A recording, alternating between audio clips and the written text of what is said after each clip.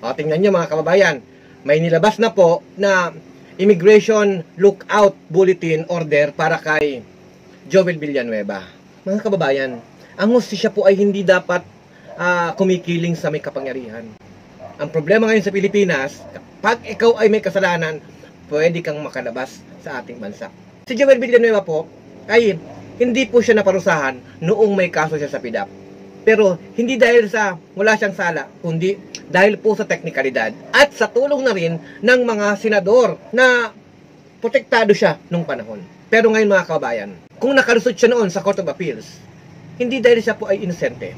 Pero habang ang mga karaniwang tao sa Pilipinas kulang lang sa papeles, nakakulong agad. Kung ganito pa ang hustisya sa ating bansa, ang batas ay hindi bulag, kundi bayad.